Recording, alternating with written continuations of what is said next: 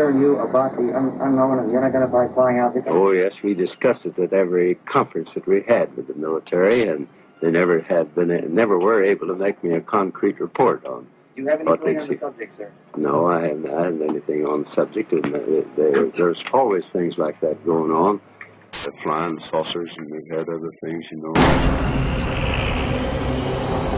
For years, the world has seen reality distorted, facts manipulated, and truth hidden. But there's even more to the story than anyone has ever suspected, because no one has been able to see the whole picture until now.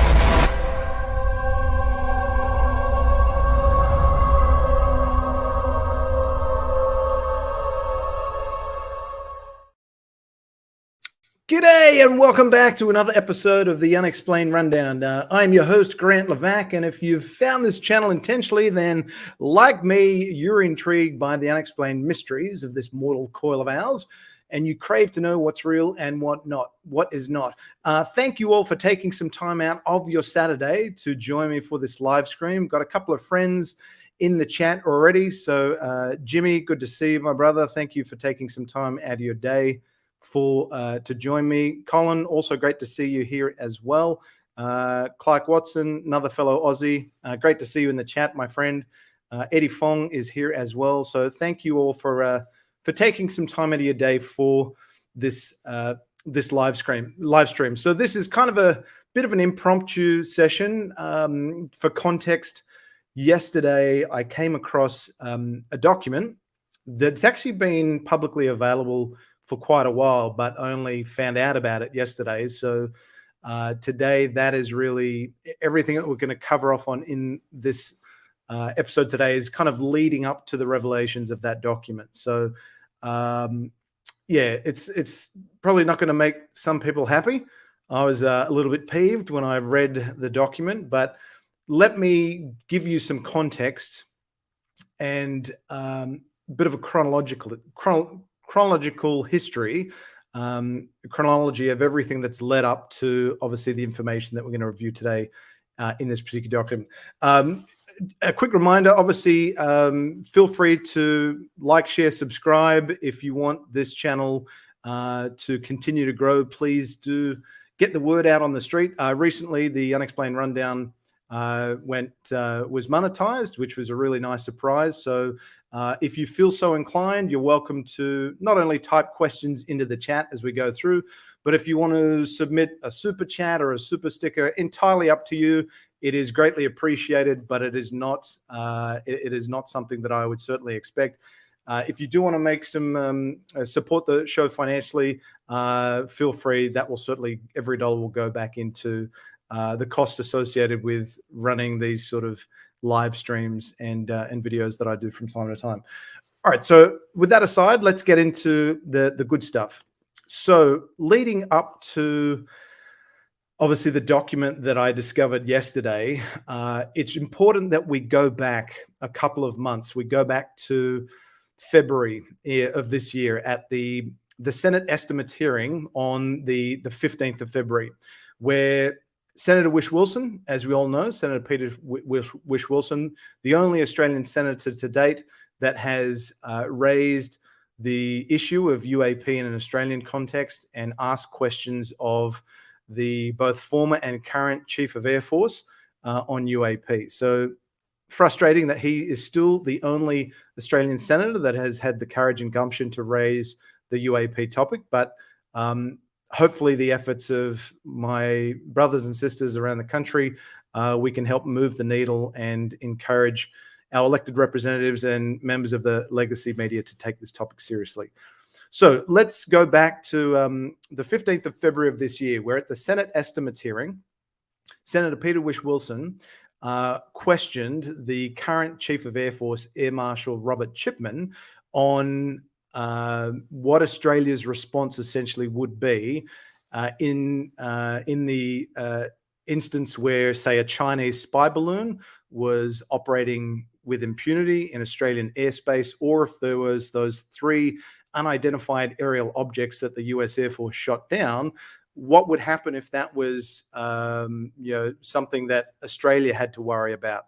So let me show you this brief clip, which kind of really hits home as to the hypocrisy of the Royal Australian Air Force. So let's look at this clip, and then we'll talk about it on the other side. Any briefings from the UAP task force or the Pentagon in relation to this issue in recent months? No, Senator. Has any defence attaches had any? Senator, we were briefed on the recent incidents that were related to the shoot down of what has been attributed to China's balloon that was over the United States of America.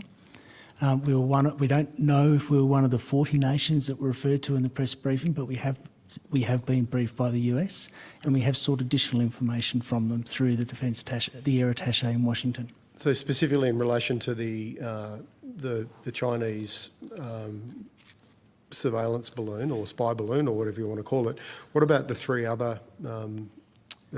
We've sought information in objects? relation to those 4 incidents, yes, Senator. Okay, and why have you sought information in relation to those? Because we would like to know what the source of the unidentified object is. We would like to know what the identity of it is, and we would like to know how the US has responded to it, so that if we had something similar in our airspace, then we can take advantage of the learning from that. There you go. So want to identify the source, intent, origin, what the response would be if something was to happen in Australian civil or military airspace. So let's now just go back to a document, and there's a couple other folks that have just joined. So just to say hello and acknowledge their entrance. Erin, welcome. Thank you for taking some time out of your day to join me. Hell Hath No 44 is here as well. So thank you both for joining. So if you kind of keep that commentary from the Air Marshal in mind, let's go back to the most significant document that's come out of the Australian Department of Defence in really the past 25 years. This was a document that I secured for release through the Freedom of Information Act last year, and its reference code is Defence FOI 4592122. And why that's important, I'll mention as we go through today. So this particular document highlights under, and I always come back to this because I'm still gobsmacked as to how this information was ever included in this brief. Strategic narrative. So the Royal Australian Air Force had made a determination what UAP are likely to be or not likely to be, regardless of the fact that they have not investigated UAP since 1996. They have not been briefed on UAP, as the Air Marshal Robert Chipman just indicated in his commentary. Australia has not engaged the US on this topic. They have not been privy to any of the classified data housed within classified reports provided to US Congress. So UAP are likely to be one of 3 things: a natural or other benign phenomena, anomalies with sensors, or human-made technologies.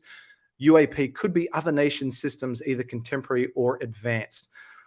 So this is why I come back to the hypocrisy. The Royal Australian Air Force sought information and a briefing from the US via the air attaché in Washington, D.C. on the source, intent, origin of the Chinese spy balloon, and more importantly, those 3 unidentified aerial objects that the US shot down. So if UAP are human-made technologies or potential other nation systems, maybe foreign adversarial, wouldn't you want to apply the same approach to understanding the extent and nature of UAP? You'll happily seek a briefing on the Chinese spy balloon and those 3, we know more than likely, but we're not sure about the object that was maybe even not shot down, but shot at over Dead Horse, Alaska. If those objects in the eyes of the Royal Australian Air Force are prosaic in nature, human-made technologies or other nation systems, why would you not apply the same methodology and line of thinking against UAP? But yet the Australian Department of Defence and Royal Australian Air Force has not sought any information or briefing from the US on UAP outside of the Five Eyes Forum on UAP, which we're going to talk about in today's episode. So kind of keep that in the back of your mind. They'll happily seek information on human-made technology, but they won't bother to seek information on UAP, even though the Royal Australian Force is somehow able to determine that UAP is only human-made and potentially foreign adversarial.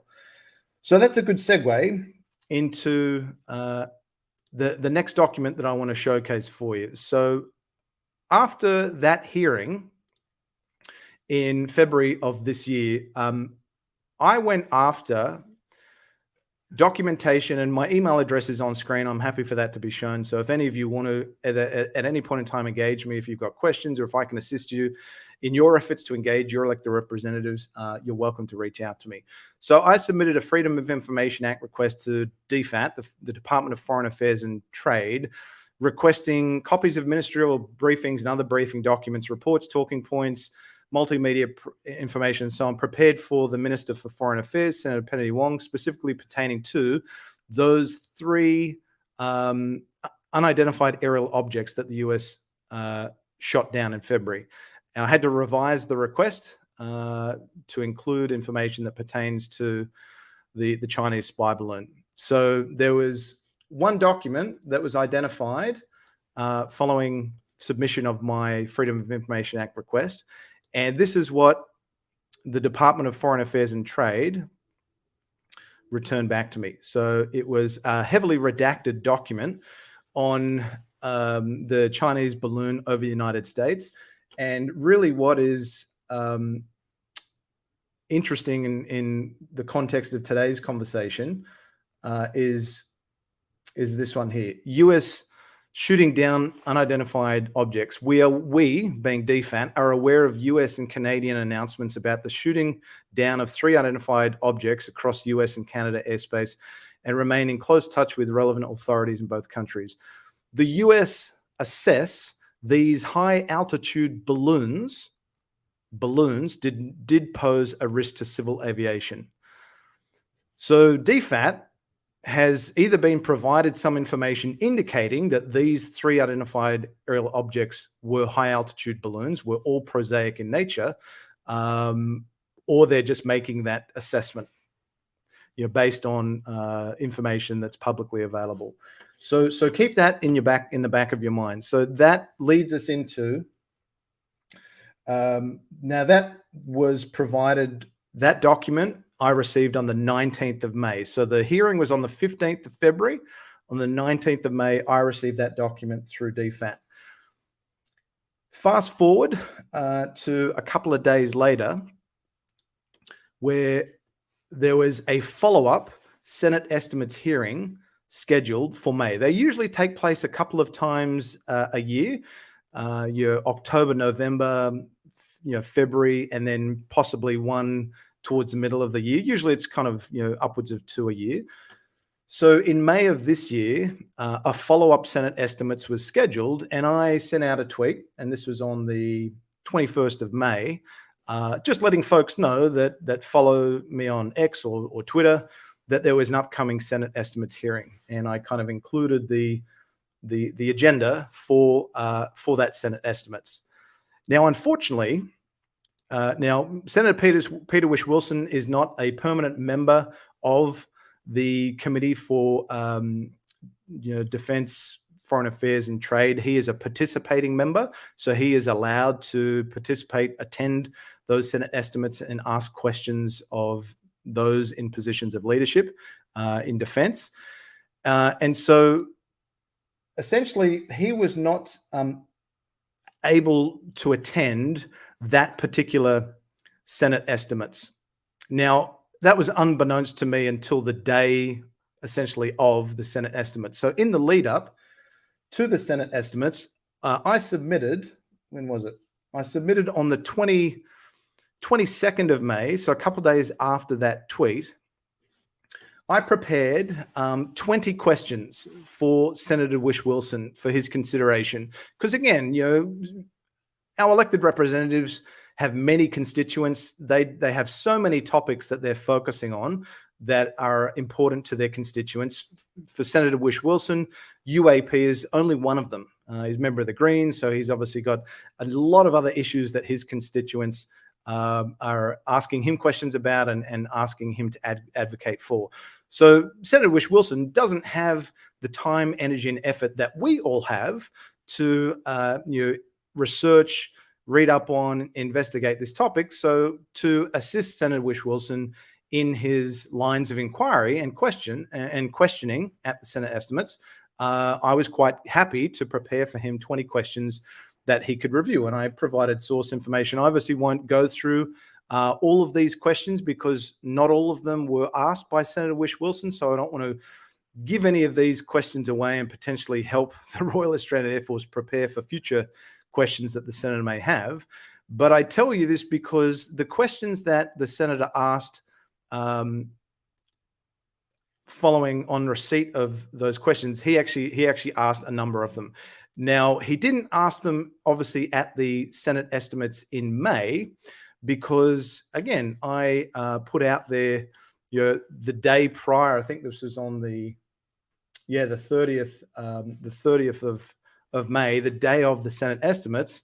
I'd received word from Senator Whish-Wilson's office that due to other competing priorities and other state-based issues, he wasn't able to attend the Senate estimates in person.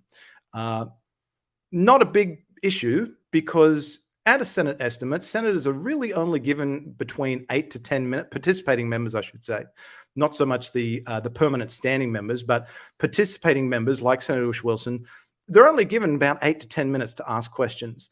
Now, the fact that Senator Whish-Wilson wasn't able to attend that meeting in person is fine, because senators can submit what is called questions on notice. They can, if they're attending a Senate estimates and they don't get all of their questions answered or asked during a Senate estimates hearing, they can submit questions on notice, meaning that who they're posing the question to, in this case being the Chief of Air Force, the Chief of Air Force would take a question on notice. He would go back to his obviously personnel within RAF and find an answer to that question that was asked, and then provide a written response to that question. Now, questions on notice don't have to be asked in person at a Senate estimates. They can be submitted in writing. And that's exactly what Senator Whish-Wilson did on the 20th of June. And I'm going to come to the questions that he asked towards the back end of this session. So the questions that he posed, his questions on notice, were informed heavily by the questions that I had posed to him in that document you saw. Now, I've said this before, I don't say that to impress you, but to really impress upon you that if you do develop a relationship with your elected representative, your MP or your senator, and you really hit home how important the UAP issue is for you, and that you want them to take it seriously, your engagement with that elected representative can potentially help inform their thinking and lines of inquiry if they sit on a committee like Senator Whish-Wilson does as a participating member, or they can make their own inquiries, or they can support the work of Senator Whish-Wilson and follow his lead, and also advocate for it in an Australian context. So that kind of brings us to what we now know on the 31st of May of this year. So we're moving forward to the day after the Senate estimates, which was scheduled for the 30th of May, which Senator Whish-Wilson wasn't able to attend in person, but he did submit questions on notice about a month later. The day after that Senate estimates hearing, Dr. Sean Kirkpatrick revealed this information to the world. We have time for one last question. Sean, you recommended foreign partnership with NASA. I'm curious, especially given your map, have you, as Aero, partnered with international agencies, and is there ways for reporting to your? Mm-hmm. So that's a great question. I want to expound on that just a little bit. So I have just held our first Five Eyes forum on this subject last week, I think it was, or earlier this week. I don't know. Dan was there, and we have, we've entered into discussions with our partners on data sharing. How do they do reporting? What kind of analysis can they help us with? What kind of calibration can they help us with? What can we help them with? And we're establishing all of that right now. and they're going to end up, sending their information and data to us to feed into the process that we've laid out for how we're going to do all of this. Beyond that, I have not had either the time or the bandwidth to do, and that's why I would look to NASA to expand the scientific and academic relationships that they have across all of our allies and partners on how can we bring them into the fold. That's where I think there's a lot of benefit to NASA taking lead on that. Great. Thank you. But one just clarifications for people who don't know, what are the Five Eyes? Oh, I'm sorry. For those of you that aren't familiar with the Five Eyes, those are that's the UK, Canada, Australia, New Zealand, and the United States. So those are the 5 partners. Terrific. So thank you very much. Thank you. All right, so first ever Five Eyes Forum on UAP. US, Canada, UK, Australia, and New Zealand. Arrow fulfilling its legislative mandate to coordinate with allies to better understand the nature and extent of UAP, doing their job. Now, as a result of that announcement, Ivesy and many others went after documentation through FOIA and reaching out to our elected representatives as to who was represented at the Five Eyes Forum. Was Australia represented? And so there were a number of documents that folks, not just myself, but others were able to secure that helped give us a picture as to who was represented, who attended that Five Eyes Forum on UAP. And so that's a good segue to the great reporting of Danielle Otis in Canada on the 7th of June. So this was obviously really only a week after Dr. Sean Kirkpatrick made that announcement.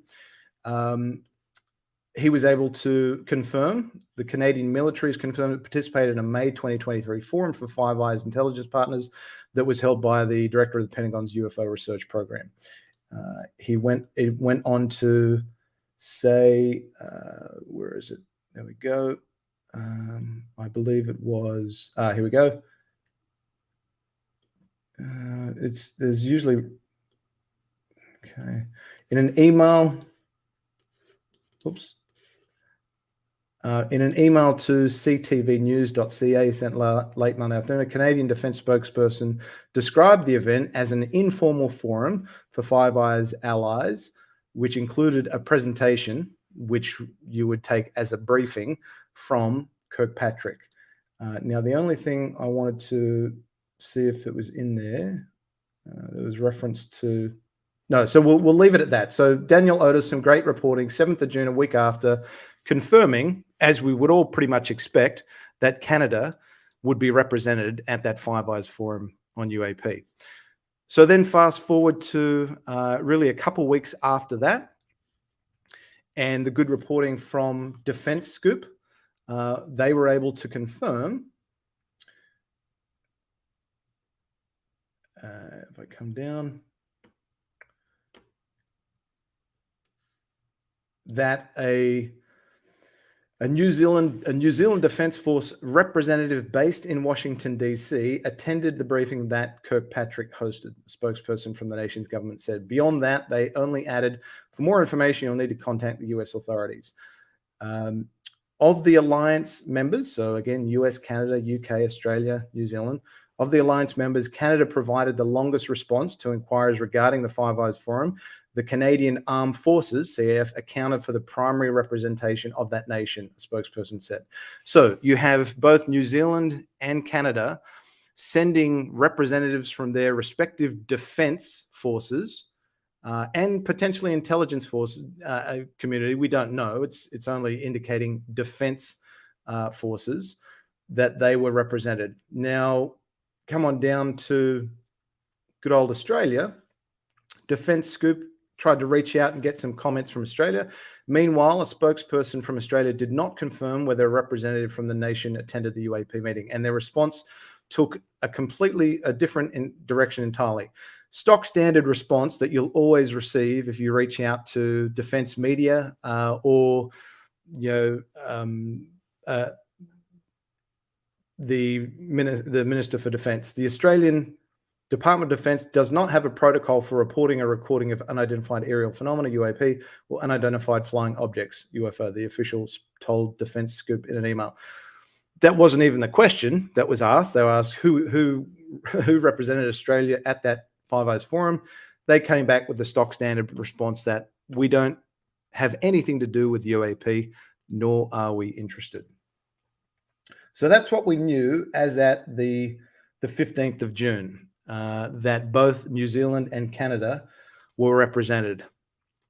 So I took the opportunity to then, as I'd done several times before, engage the Deputy Prime Minister and Minister for Defence, Richard Marles. I sent an email on the 21st of June, basically, laying out, well, why is Australia not taking this issue seriously when our US ally Five Eyes and AUKUS partner is, as a national security threat and safety of flight issue? Now, I won't read this email, but I highlighted in the email some key questions that I wanted the Minister of Defence to answer. Why is Australia not publicly taking the issue of UAP seriously when our US ally is and has publicly stated that UAP is a global issue requiring global cooperation and collaboration? As the Australian Minister of Defence and Deputy Prime Minister, in what capacity have you been briefed on the issue of UAP? On consideration of the above statement, which was basically what I just played for you, what Kirkpatrick said in that public NASA meeting, on consideration of Dr. Kirkpatrick's statement, what was the extent of Australia's involvement in the Five Eyes forum on UAP and who from Australia was represented? That's the key question. What was the extent of Australia's involvement and who from Australia was represented? And final question was pertaining to the Five Eyes Foreign Material Program, which was revealed in Larry Maguire, Canadian MP's letter to the Canadian Minister of Defence. We won't talk about that today, but essentially Royal Australian Air Force has said that RAF has nothing to do with the Five Eyes Foreign Material Program. So that was the letter that I submitted to the Minister for Defence. Now, I wasn't the only individual, the only Aussie, to engage the Minister of Defence, Deputy Prime Minister. There are others that are doing great work engaging their elected representatives as well. And one of them is my good friend, Roger Stankovic, who has had a very long relationship with MUFON, Australia New Zealand, Managing Director. He reached out to Deputy Prime Minister, Minister of Defence on the 14th of June, and essentially received response saying, at this point in time, Defence continues to assess that there is no scientific or other compelling reason to divert resources to the recording and investigation of UAP. This approach aligns with priorities, missions, and objectives of Defence. Defence's approach is also reflective of the Australian government positions on UAPs. I appreciate your interest in UAPs. So stock standard response from the Minister for Defence, basically saying that, yeah, we don't touch the subject. Our position remains unchanged since 1996, despite the fact that we have not had a briefing with the US, we haven't engaged the US, we haven't been privy to any of their classified information, the classified reports provided to Congress, and we haven't bothered to investigate the topic since 1996. So not interested in reviewing their position on UAP. So that was on the 23rd of June. A couple of days later, a week later really, on the 30th of June, following that email that you just saw me show a second ago where I submitted those questions to the Minister of Defence, this is the response letter that I received. Now, I received it from like Roger did, I received it from the Royal Australian Air Force because they have historically taken lead on the UAP topic. Back in the day, from the 50s to the mid-90s, the Royal Australian Air Force was responsible for investigating instances of UAS, unusual aerial sightings, what they referred to as UAP, UFO. So this was the response letter that I received. First and foremost, this is the key one. I can confirm that Air Force has not delivered any briefings to the Deputy Prime Minister on the matter of UAP. So they answered my question there. Secondly, and that's what I've highlighted, Air Force My question was, what was the extent of Australia's participation and who was represented from Australia? Air Force did not attend the Five Eyes Forum on UAP. Thanks for letting me know that, but my question was who from Australia was represented? Okay, this is coming from the Air Force, so maybe they're only in a position to respond on behalf of the Air Force. So Air Force, we know, did not attend the Five Eyes Forum on UAP. And to be honest, thank God that they didn't attend, because they would have absolutely nothing to offer. They haven't investigated the topic since 1996.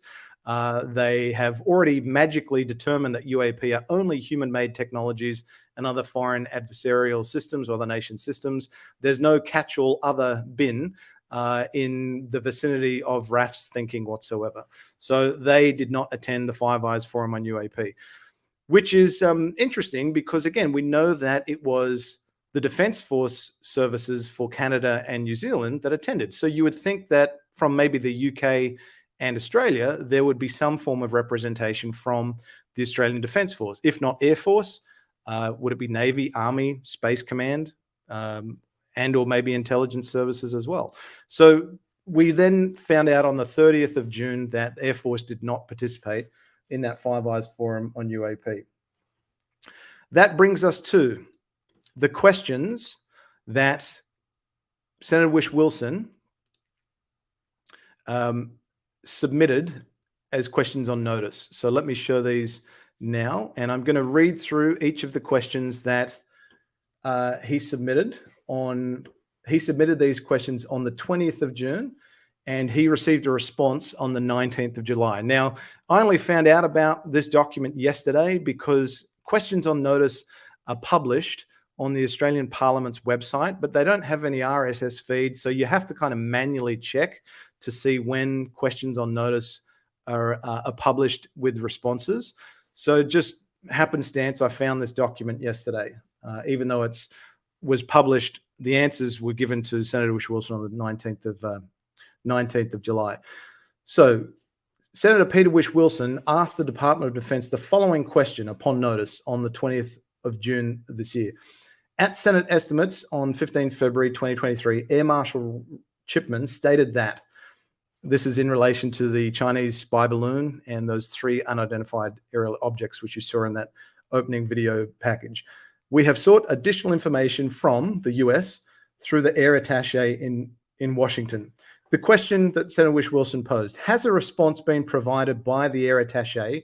If so, what additional information was provided?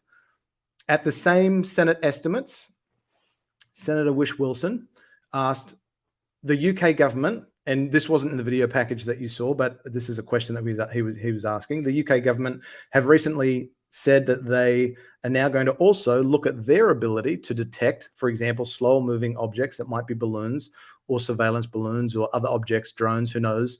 Is that something the Australian government might consider based on your responses? Air Marshal Chipman's response, I haven't been directed to do that by the Australian government, but I have asked our Air Commander to understand what capabilities we, Australia, Royal Australian Air Force, have in order to detect these sorts of objects in our airspace. So the question that Senator Whish-Wilson had and submitted on notice was, what response did the Air Commander provide about capabilities? Next question from Senator Whish-Wilson. A Defence FOI document 4592122, and again, that is the document that I secured for release through the Freedom of Information Act, that Chief of Air Force brief on UAP that I showed you at the front end of the session. That document states that collection and investigation of these systems, a reference to other nation systems, is in the remit of the intelligence community and is classified. So just so you know exactly what I'm referring to, let me pull back up that document for you. His question is referring to this. UAP could be other nation systems, either contemporary or advanced. Information regarding the collection and investigation of these systems is the remit of the intelligence community and is classified. Now, that's a bit of a bummer for us because all of the intelligence agencies like ASIO, ASIS, ASIS, Defence Intelligence Organisation, Australian Signals Directorate, Australian Geospatial Organisation, Intelligence, Services Inspector General or Intelligence Community Inspector General, and there's a few others. They're all exempt from FOI, Freedom of Information. So we can't chase down any documents pertaining to UAP that may fall within the the work that the intelligence community is doing. So let's come back to that document again that we were just looking at, just so you've got a sense as to the rest of the questions. That defense document states that collection investigation of these systems is the remit of the intelligence community and is classified. So the question that Senator Whish-Wilson asked, what is the process procedure for air defense to provide relevant reports to the intelligence community when and UAP or some other observed phenomenon consistent with being other nation system is cited? So essentially, what does the Royal Australian Air Force, Air Defence, do to provide information to the intelligence community pertaining to any observations or encounters of or encounters with UAP? And again, RAF have told us that UAP, they believe, are just human-made technologies or other nation systems, friendly or foreign adversarial. The last question, which you can see there on screen, which is the key one. Did Australia attend the recent Five Eyes meeting held in May 2023? If so, did it attend the US briefing on UAPs? I don't know why there's a second part to that question. I suspect it was just to hit home that a Five Eyes meeting was pertaining to UAP. But I suspect there was no confusion there. I would have just probably reworded that as, did Australia attend the recent Five Eyes forum on UAP held in May 2023? But maybe that's just the way that Senator Whish-Wilson wanted to clarify the question. So those were the questions that Senator Whish-Wilson submitted on notice.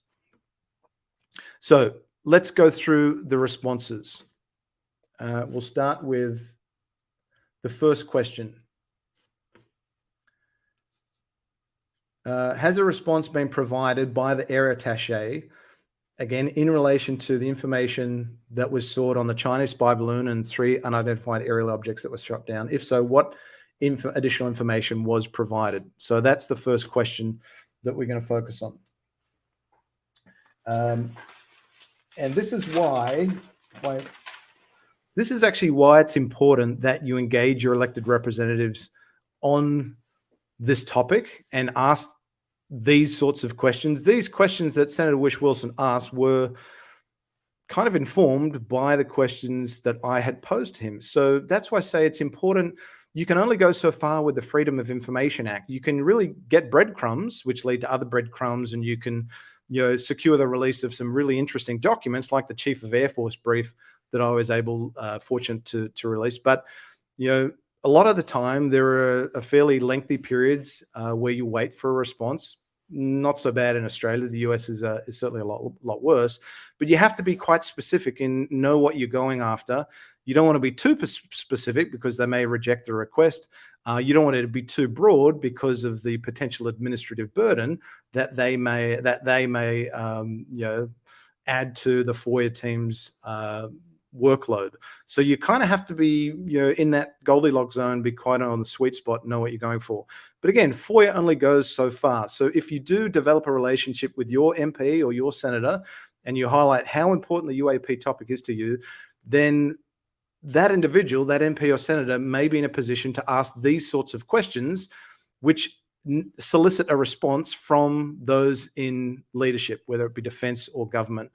Questions that a senator or MP asks go to the top of the list, top of the bucket, whereas inquiries that we make to the Prime Minister, Deputy Prime Minister, Minister of Defence, Richard Marles, they just get added to a long list of inquiries that those folks in leadership receive, and sometimes you won't get a response. Sometimes you do get a response, and it's pretty lackluster and doesn't give you a lot of information. And unfortunately, that's also true of these responses that defense often provide to senators by way of response to questions on notice. They're usually short and sweet. They don't volunteer any information. They just kind of answer the question in a very limited fashion, and they leave it at that. So let's have a look at this first question. So with the air attaché, after the Senate estimates hearing in February, where the Chief of Air Force, Air Marshal Robert Chipman, indicated that he and RAF had sought information from the air attaché in the US on the Chinese spy balloon and those 3 unidentified aerial objects. I obviously went after what information I could pertaining to the air attaché. So I submitted a Freedom of Information Act request. I went after copies of briefing documents, talking points, reports, assessments prepared by, for, on behalf of, and email communications sent from or to these individuals that are members of the Australian Air and Space Attaché, the United States of America in Washington, D.C. And I specifically went after those 3 unidentified objects that were shot down by the US. They came back and said no documents were identified as falling within the scope of that request. Okay, so I kind of left it at that. Well, maybe there's nothing available in the way of documentary evidence. But remember, I didn't just go after emails. I went after briefing documents, talking points, reports, assessments, and so on. So that leads us to the answer that came back from the Department of Defense to that question that was asked by Senator Whish-Wilson. And I know we've taken a while to get to this point, so I appreciate you kind of bearing with me as we go through these. So, response to that question. The Department of Defense provides the following answers to the Senator's question. Yes, the United States military released classified analysis to defense. Classified, so it makes sense that I would not be privy, I would not be able to secure the release of any of that information through the Freedom of Information Act. However, what I would have expected is that I would at least get some form of confirmation in that response letter that, other than them saying no documents were identified as falling within the scope of the request, that, one or more documents were identified, but they haven't been released in their entirety or partial due to the applicable exemptions, classified, national security, whatever it might be, or at least got an indication that there was results located, there were records located, but they're not going to be released due to them being classified in nature. But I didn't receive anything that nature. And again, you'll note that there was no specific date range on my request. I mean, it was submitted on the 22nd of May. So is it possible that the air attaché had not received the classified information from the United States at that point in time? Absolutely possible. And that is worthy of me going after a follow-up request to see if there's anything available after that date, 22nd of May. So that was the first response that was given. Let's now move on to the next question, which was, again, pertaining to what capabilities,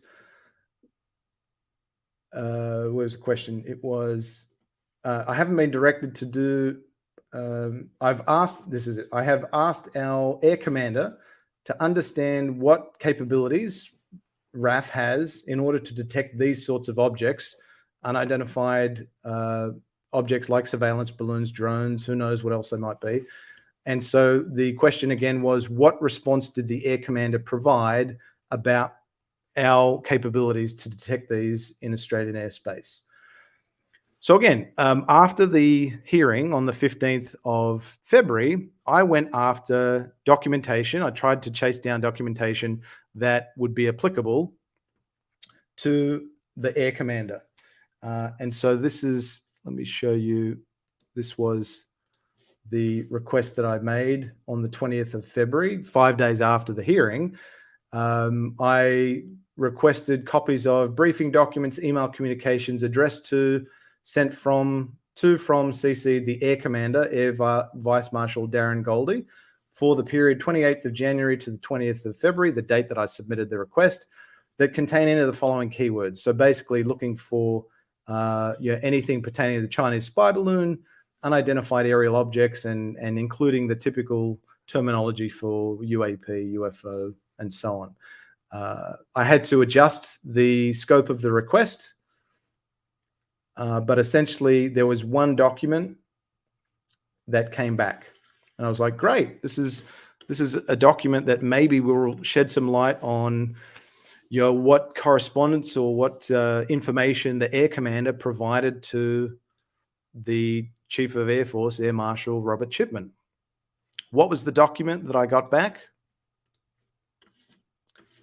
A calendar invite. There was a meeting to discuss weather balloons on the 6th of February. That's all they gave back to me, a calendar invite, which was incredibly frustrating, particularly because, and again, remember my request was only submitted on the 20th of February. So I was looking for everything essentially up until that date. But what do we know from the response that the Department of Defense gave with respect to that question? It's at the bottom.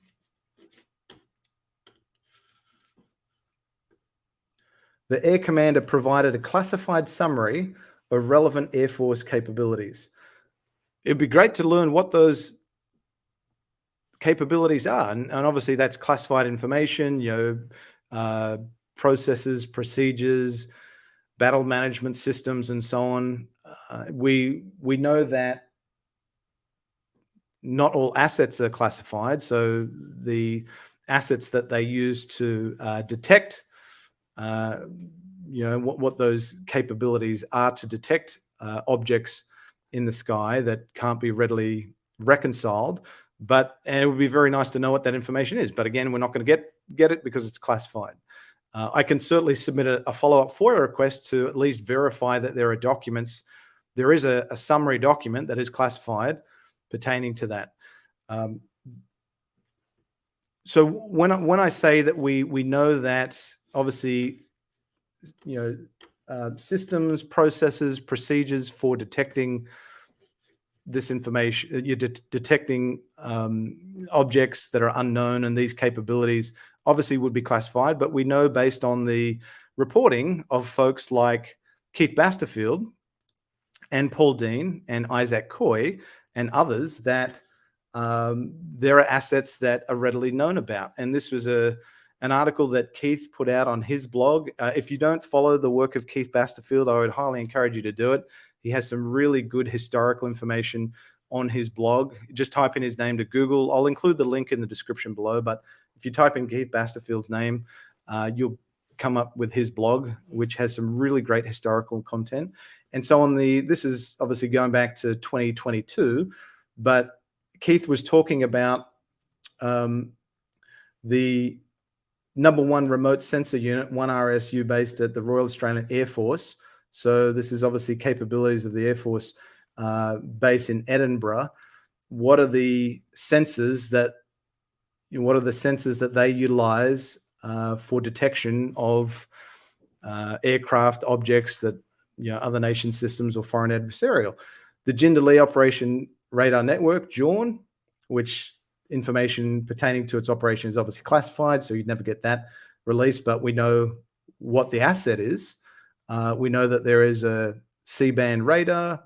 We know that the RAF has a space surveillance telescope, and we know that there is a space-based infrared system, or acronym SBIRS. Now, a lot of this information, this 1RSU, which I don't know a whole lot about this number one remote sensor unit, so it's a good article to review. But in only the last few months, and this is when talking about kind of capabilities, the Space Command, Department of Space Command, on the 1st of September, actually only earlier this month, released an article or a press release that they have this follow the sun for space domain awareness. So Defense, I won't read through the whole thing. I'll add the link in the description so you can read about it. But Defense Space Command commenced its support to the Global Joint Task Force Space Defense Command Commercial Operations JCO network on September 1. Number 1 Space Surveillance Unit, 1 SSU, will commence site lead duties leading to a planned broader JOC Pacific Cell. Involvement in JCO PAC allows Australia to leverage its geographical advantages to make timely space domain awareness contributions to the global space community. This will provide Australia and its international partners, like the US, with comprehensive, unclassified global awareness of what is happening in space. And again, we know that space, we know that UAP, unidentified anomalous phenomena, transmedium, space, air, water. Defence Space Commander Air Vice Marshal Kath Roberts said, Australia's space advantages include our Southern Hemisphere location, vast, open, electronically quiet landmass. We can observe and receive signals from space at times when other nations cannot. Our allies and international partners offer their own advantages. We collaborate on capabilities and work together on operations and activities, sharing missions and data. Space is of global significance. Defence is collaborating with international partners to maximize resilience in a contested space domain. Space domain awareness allows us to monitor activities in space and detect and respond to potential threats. Well, the US have told us that UAP pose a national security threat and safety of flight risks, not only to civilian but also military assets in the air. But what about potential threats to space-based assets, satellites, other systems used for surveillance, and so on? So again, we don't know anything about systems, processes, battle management, procedures, and so on, because that's all classified. But we know, thanks to the reporting of Keith Basterfield and this publicly available information, that there are some technical capabilities that Australia certainly has that may very well be able to detect UAP. And that information is obviously shared with the United States, who we operate very closely with, and potentially other allies like other Five Eye member countries. So it would be very interesting, like questions that someone posed to me, very interesting to find out what's reported in that classified summary that the Air Commander provided that we don't already know about. So again, systems, procedures, processes, and so on, are those applicable to UAP, or might they be in the future? So again, not much we can gain from that response, but obviously, it's very interesting to learn that there is some information that was provided from the Air Commander, classified summary, as to Australia's capabilities to detect objects that are not able to be identified readily or reconciled by the observer. So let's come back to the next question, which was pertaining to this question. So a Defence FOI document states that collection and investigation of these systems, a reference to other nation systems, is the remit of the intelligence community as classified. So question again, what is the procedure for air defence to provide relevant reports to the intelligence community when a UAP or some other observed phenomenon consistent with being another nation system is cited? So answer.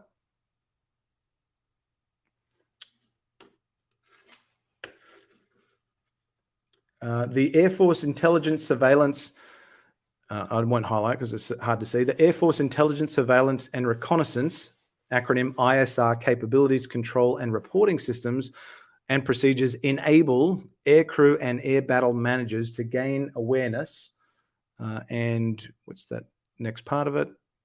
And communicate with higher headquarters and the Air Operations Center, AOC. Intelligence officers are resident at unit headquarters and AOC levels in case deeper analysis is warranted. Now, ISR is not my wheelhouse. I don't know a ton about it, so I would kind of defer to other folks like Keith Basterfield and others that have a technical know-how in that area, but I did do some preliminary research outside of this session to kind of bring myself up to speed as to what ISR really pertains to.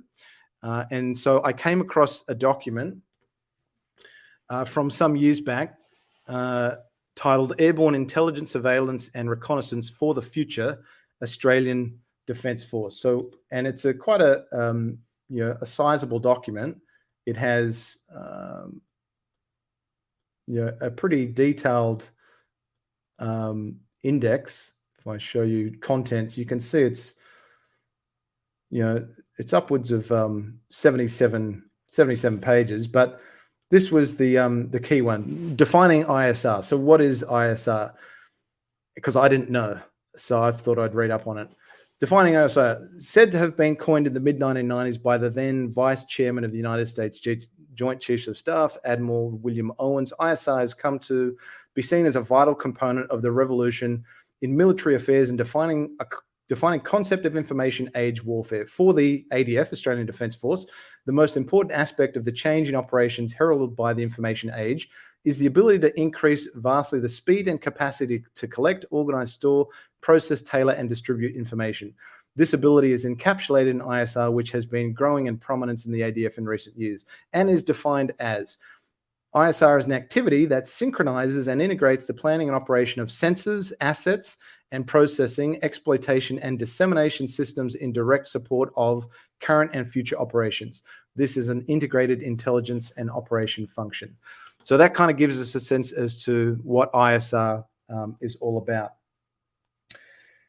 Now, again, a lot of the information that is collected through these systems is obviously classified, and it would sit with the intelligence community. So we're never going to find about it through FOIA.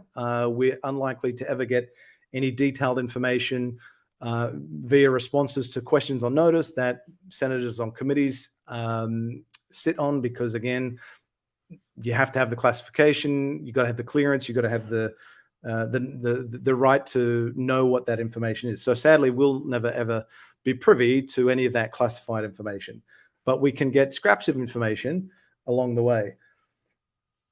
So that's what's interesting is, again, we don't know what the processes, procedures, battle management systems are, and so on. But I mentioned before, when we looked at Keith Basterfield's article, we know what some of the sensor systems are because they are publicly available.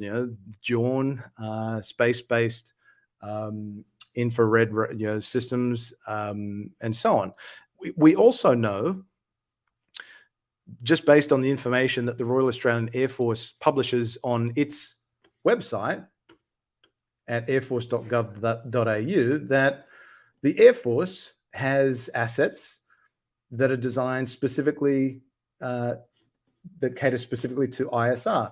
The air surveillance aircraft assist with maritime warfare, aerospace surveillance, and battlespace management. They help with developing intelligence, surveillance, and reconnaissance and electric warfare capabilities. So these are the current assets in RAF's inventory that are dedicated to ISR. Obviously, we see there's a drone system. We see there are some human-operated assets as well. So, to what degree do these systems have capabilities to detect UAP? I have no idea. What happens if the operator identifies UAP that is operating with impunity in maybe restricted airspace? What happens to that information? We have no idea, because the Royal Australian Air Force Department of Defence don't have any protocols in place at the moment for the recording and reporting of UAP, and they haven't since 1996. So what happens to that information? Well, if it's passed along to the intelligence community, that's great for one, because we want them to be privy to that information. But what does the air intelligence officer do if they have not been briefed on UAP because there is no current protocol in place? Well, as we speak, there is a job position advertised, and if any of you are interested in applying, feel free, adfcareers.gov.au, an air intelligence officer, work in a highly classified environment, acquiring and interpreting intelligence and preparing briefs in support of ADF operations and international security initiatives. What is the job description? About the job. As an air intelligence officer, you could be employed on the following duties. As an air intelligence officer in operational squadron, preparing and presenting intelligence briefs, conducting briefs, providing advice to squadron members and commanders, managing imagery processing and analysis facilities, and analyzing and preparing assessments of air-related activities affecting Australia's interests, interpreting the significance of intelligence data reports to the conduct of selected RAF air operations, assisting in the maintenance and monitoring of high standards of security throughout the Air Force. You may also be employed in various non-specific intelligence areas, such as training and instructing. You may be required to regularly deploy with squadrons, force elements, joint headquarters on exercise and operations. These deployments frequently involve separation from family, sometimes conditions of hardship. So, are we to then take that information that an air intelligence officer may be privy to information, data collection on UAP, and then further funnel that information along to the intelligence community? Quite possibly, but there's this kind of conflict with the Australian Department of Defence has told us publicly it doesn't have a process in place for recording and reporting of UAP. Well, maybe that's for recording and UAP and recording and reporting of UAP from the general public. But what about instances where you've got members in the military, operators of these classified sensors are detecting that information? So it sounds like there's potentially some data that, if it's being collected, there is a funnel where it gets assessed, analyzed, and then moved on appropriately to the intelligence community. I'd love to learn a lot more about that, and there's probably a lot more folks that can, chase down that, go down that rabbit hole and try and chase down some information. This is the key one, and this is again, my apologies for the long delay in getting to this one, but the last question: did Australia attend the recent Five Eyes meeting held in May 2023? If so, did it attend the US briefings on UAP? What the actual fuck? Australia did not attend a United States briefing on UAPs. Now, what's confusing about that statement is that it's the Department of Defense that is providing this response to Senator Whish-Wilson's questions on notice. So are there semantics at play here? Are they speaking on behalf of the Australian Department of Defense? Did not attend a United States briefing on UAPs. And I take that to mean attend a United States briefing on UAPs to be the Five Eyes Forum on UAP, because that's the only briefing that we know about publicly to date. And I suspect quite possibly the only briefing that has been had across the Five Eyes thus far. So are we to take that Australia did not attend the Five Eyes Forum on UAP? Or are we to take that the Australian Department of Defence and its various Defence Force services did not attend a United States briefing on UAPs? If it's the Australian Department of Defence, well then it is not unreasonable to think that perhaps there was an agency within the intelligence community like the Australian Signals Directorate, which is all, Five Eyes is an intelligence alliance that shares signals intelligence. You would suspect that the Australian Signals Directorate might be the appropriate agency to have some form of representation at the Five Eyes Forum on UAP. But if we're to take this statement as it is written, Australia did not attend a United States briefing on UAPs. Why the hell not?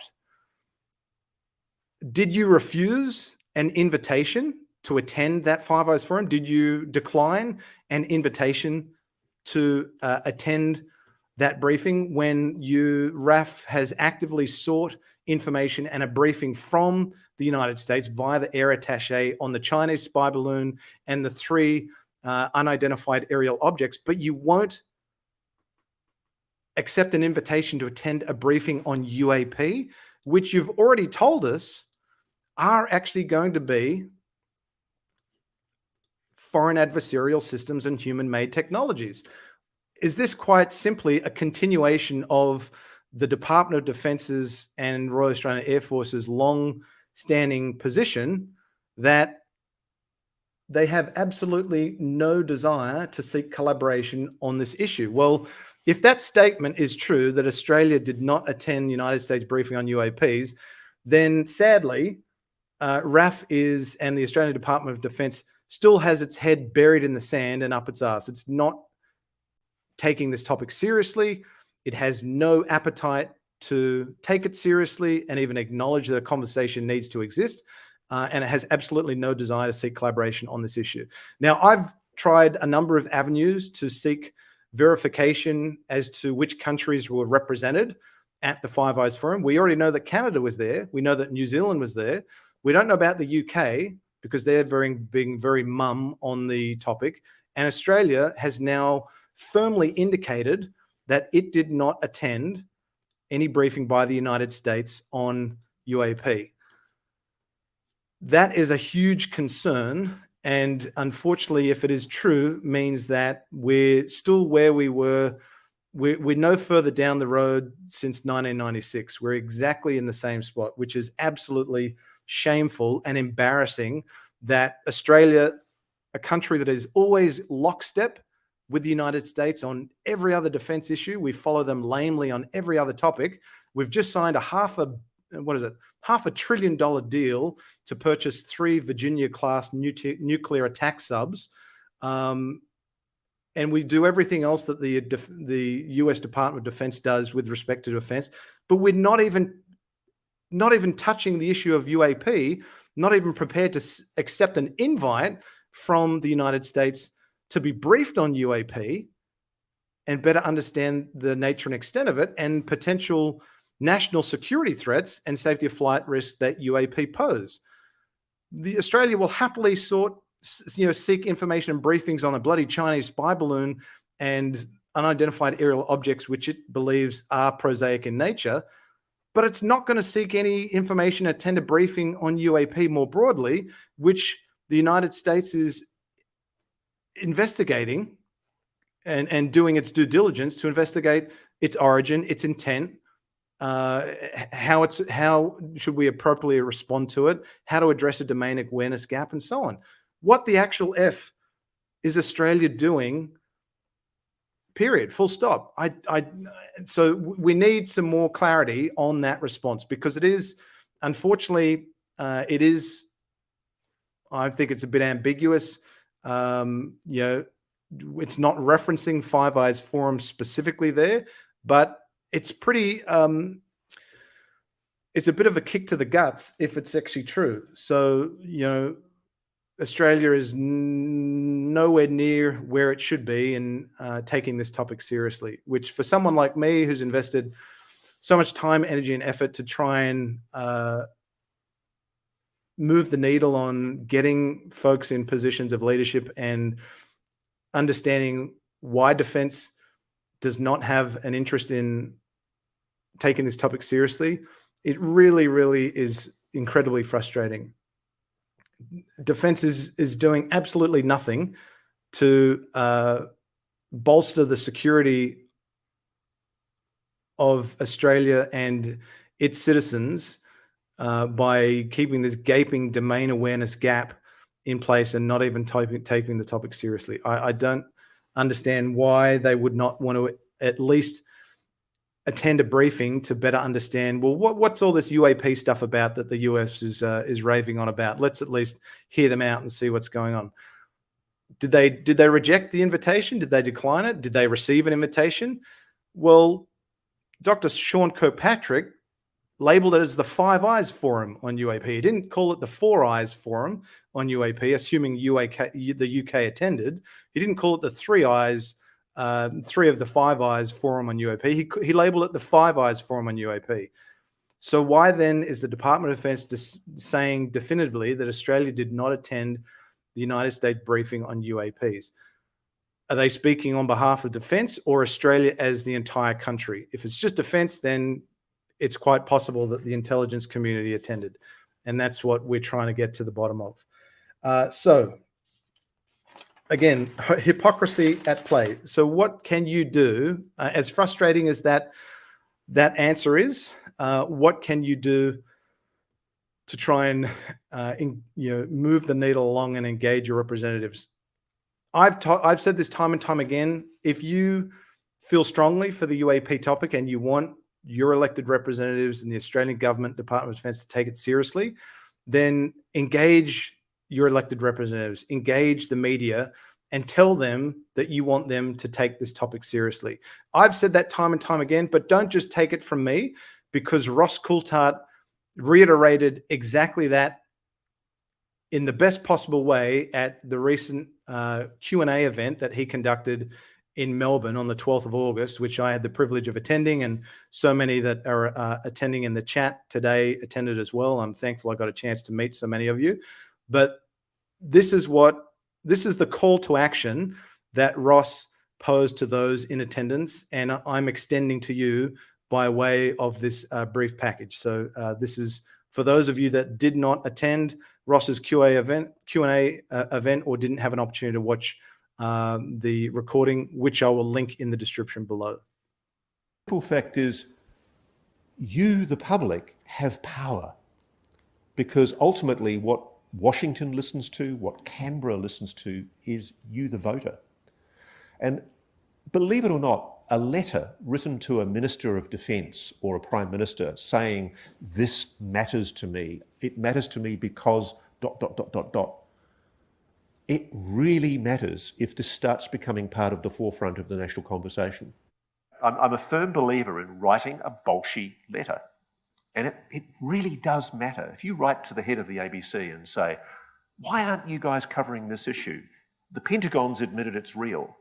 Why isn't a National Public Affairs program taking this issue to the Chief of Air Staff or the Chief of Defence Force and saying, why aren't you seeking a briefing? If as our friend Grant Levac, who's here in the room, has asked the Defence Force, have you sought briefings? No. Well, why not? If the US says this is a flight safety and national security issue, why doesn't Australia? We lamely follow them on everything else. Why aren't we following them on UAPs? It's time, really, truly, if you want coverage of this issue, tell them. And following that event, I was really delighted to see so many of my fellow Aussie brothers and sisters answering that call to action and doing exactly what Ross had recommended. And there are those folks in the chat that have answered the call. So, for example, I posted this on social media, on X or Twitter. Actually, I think it was yesterday. I won't. So a fellow Aussie had written to the chair of the ABC, Ita Buttrose, requesting that the ABC cover the topic, do its due diligence and take it seriously, rather than, doing these hit pieces that the Media Watch did on Ross Coulthart. And if you haven't watched that episode, I would encourage you to do so, because there is linked on Media Watch's website a fantastic response letter from Ross Coulthart, which absolutely hits home why Media Watch has not done its homework whatsoever on the UAP topic. So this was a letter that was received to a fellow Aussie on the 1st of September from the outgoing chair, Ita Buttrose.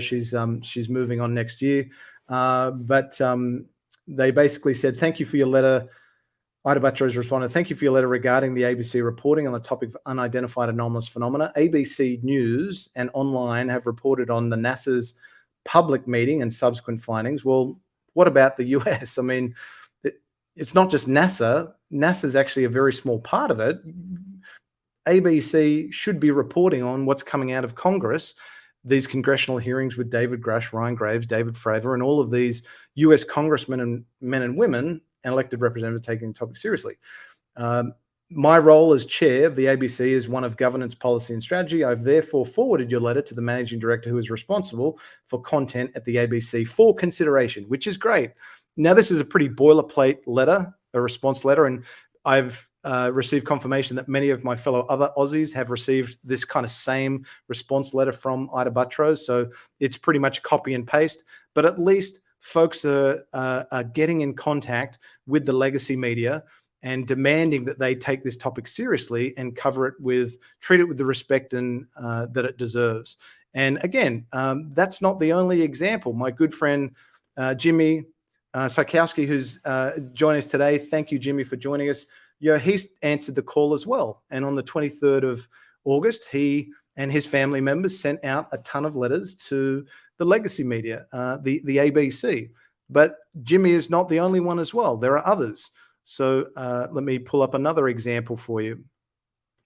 We have, even before the event that Ross did on the 12th of August, folks like Clark Watson, on the 19th of July, taking it upon himself to write letters to the Prime Minister, Anthony Albanese, and obviously a number of letters, possibly from other family members, colleagues, people in his community. I don't know, because there's a lot of letters there that are addressed to Albanese.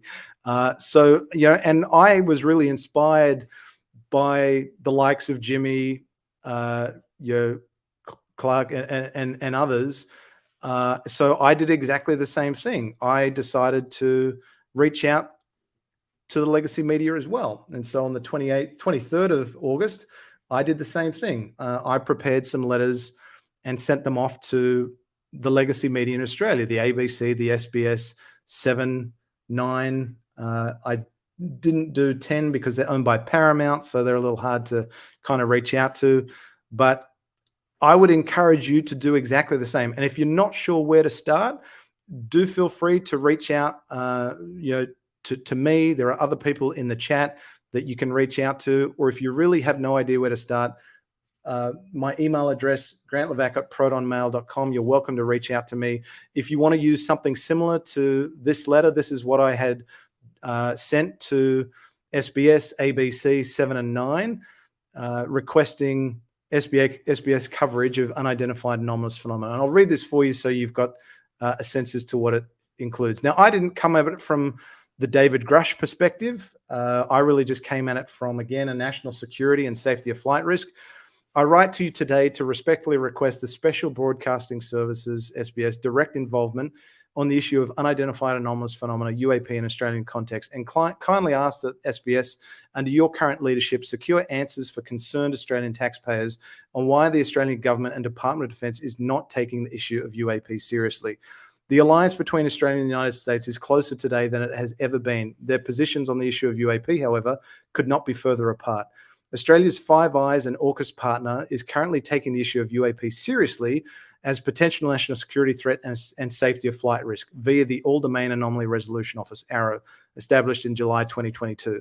The Australian Department of Defence, AUDOD, does not currently have a protocol for reporting of UAP. The Royal Australian Air Force, RAF, ceased handling reports of UAP in 1996 after determining that there was no scientific or other compelling reason for the RAF to continue to devote resources to the recording and investigation of UAP. Considering AUDOD and RAF have not investigated UAP in almost 3 decades, have not had any engagement with the US Department of Defense, US DOD, on the UAP issue, as evident by public statements made by the Chief of Air Force on 15th of February 2023 and Senate estimates and documents released through the Freedom of Information Act, and therefore not being privy to any of the classified data housed within the classified UAP reports presented to members of Congress, the risk of a domain awareness gap is high. I therefore urge SBS to exercise its journalistic due diligence and pose the following questions to the Deputy Prime Minister, Minister of Defence, the Honourable Richard Marles, MP. In your official capacity as Deputy Prime Minister, Minister of Defence, to what extent have you been briefed on the issue of unidentified anomalous phenomena, UAP, to date? In your official capacity as Deputy Prime Minister, Minister of Defence, you have met with the US Secretary of Defence, Lloyd Austin, on 5 occasions in the last 12 months. To what extent have you engaged in discussion with the US Secretary of Defence and or US Department of Defence on the issue of unidentified anomalous phenomena? In May 2023, the US All-Domain Anomaly Resolution Office, AARO, held its first Five Eyes Forum on UAP led by AARO Director Dr. Sean Kirkpatrick. Royal Australian Air Force has confirmed did not attend the Five Eyes Forum on UAP. Can you confirm who represented Australia at that event? Now, obviously, I wrote this letter before I knew about the document that I've gone through today and that's indicating Australia did not attend the United States briefing on UAP. But I think it's still a valid question. We really need some clarification on that statement, that answer from the Australian Department of Defence. Are they speaking for AUDOD or are they speaking for Australia more broadly? If they're speaking for Australia, why the hell did Australia not attend the event? Did Australia reject an invitation or decline an invitation from ARO to attend the Five Eyes Forum and so on? Considering our US allies' current bipartisan commitment to better understand the nature and extent of UAP, will the Australian Department of Defence commit to undertaking a review of its position on UAP, which has remained unchanged since 1996?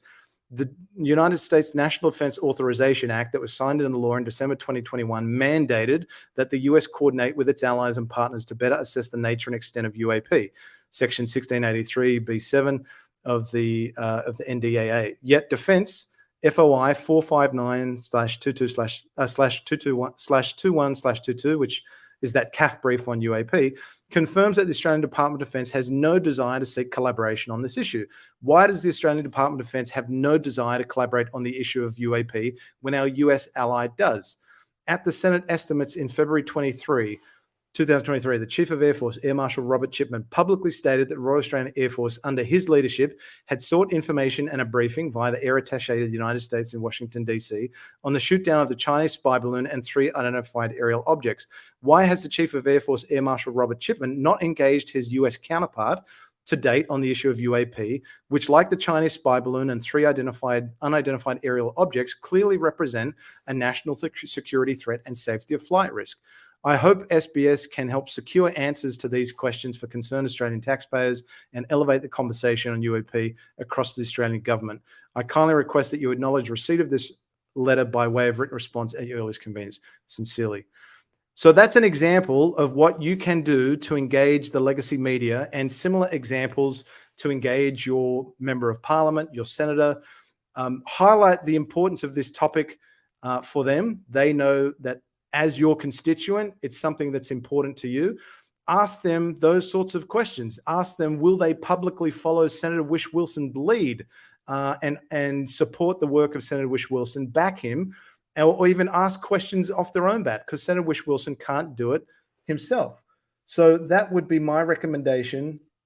My call to action for you is to, if you really care about this topic and you haven't yet engaged your elected representative or the media, do so, because it's if we play the numbers game and more people take action and let those in positions of those folks in elected positions of leadership know that this is an important topic that we care about and we feel the Australian government should care about.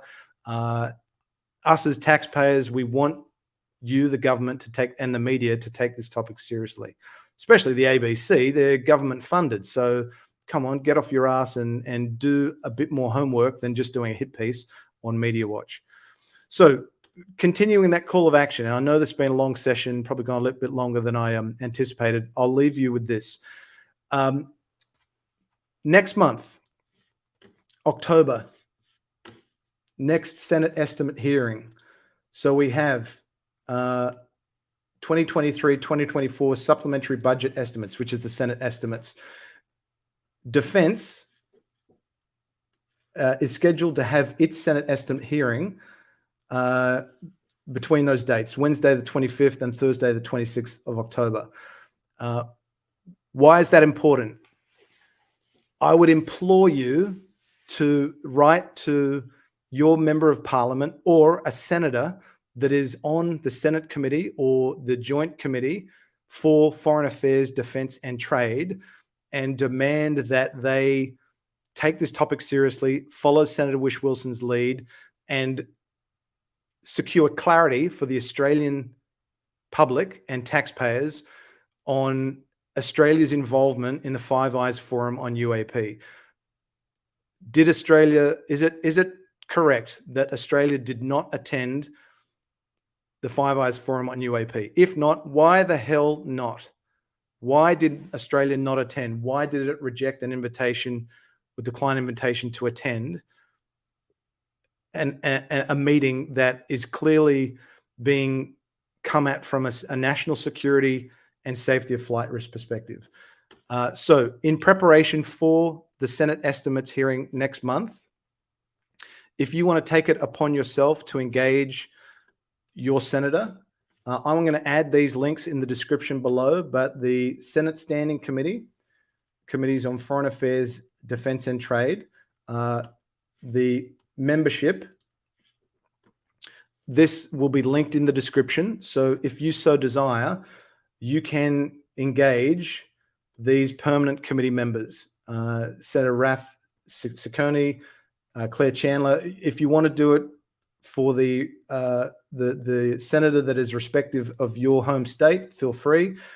Their name is linked, so you'll be able to just click on their name. It'll take you to information pertaining, and if you click on connect, it'll give you an email address.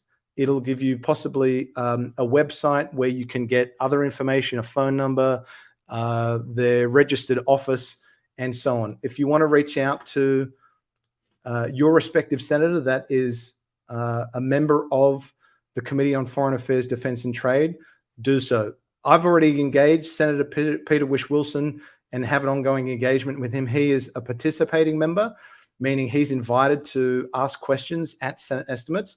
These are other members as well.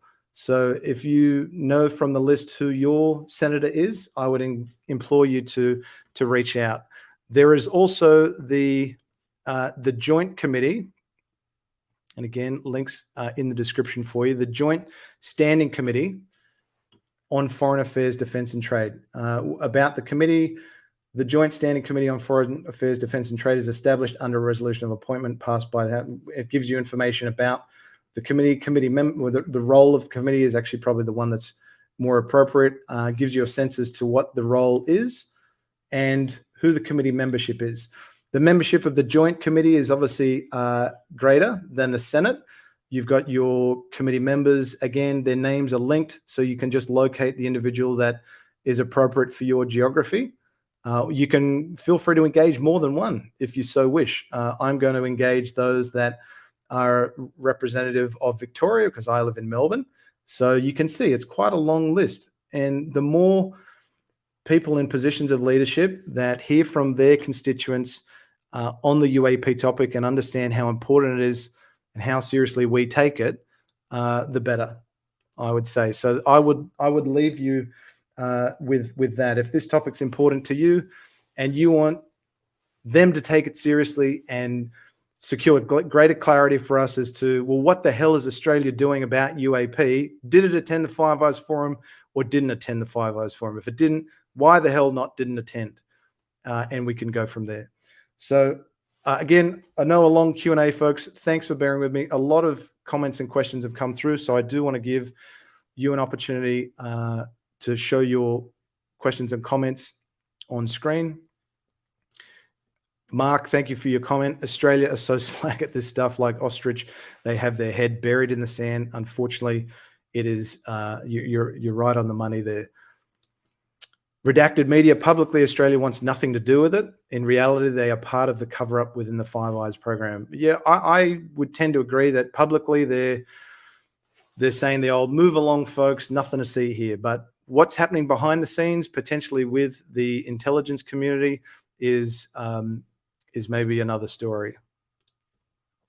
Half-assed effort by the RAF, 100% there. Jimmy, my friend. Hell hath no 42. Thank you so much. $2.99 super chat. No question there, but I really appreciate your support. I don't ask for it. You're welcome to support financially if you so desire. If you want to continue following my journey on the UAP topic, it just helps me out with obviously funding my efforts, because doing these live streams and storing all of these documents on Google Drive, there are costs associated with that. So I do appreciate any financial support that you want to make to the channel. Jimmy, again, first step for Australia is to acknowledge that UAPs are legit and a global issue.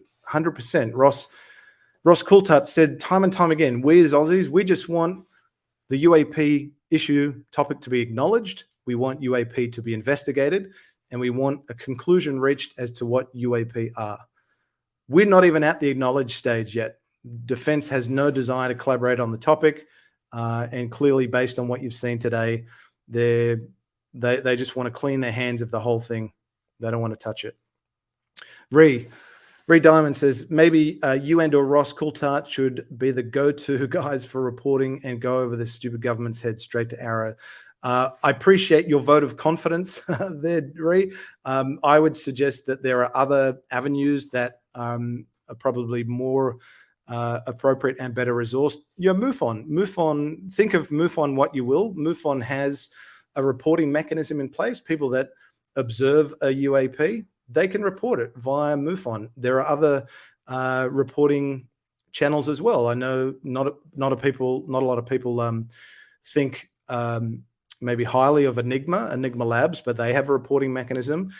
Ryan Graves has recently started his nonprofit, Americans for Safer Aerospace, and I know from folks that I follow and that follow me have told me that in an AMA that Ryan Graves recently did, he confirmed that folks that are either military or commercial aviation, the ASA, the Americans for Safer Aerospace, have received reports from folks in the Australia Pacific region, New Zealand, Australia.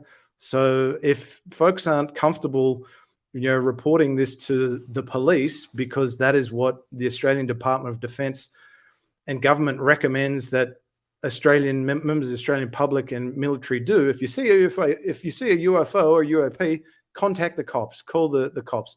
I have the greatest of respect for the cops, but they're not going to be in any position to do anything with your report other than take a statement from you. So that's where you have the opportunity to contact the likes of MUFON, Enigma Labs, the Americans for Safer Aerospace. There are some good channels that are already in existence that you can leverage. Jimmy, I wouldn't expect much from ARO, to be honest.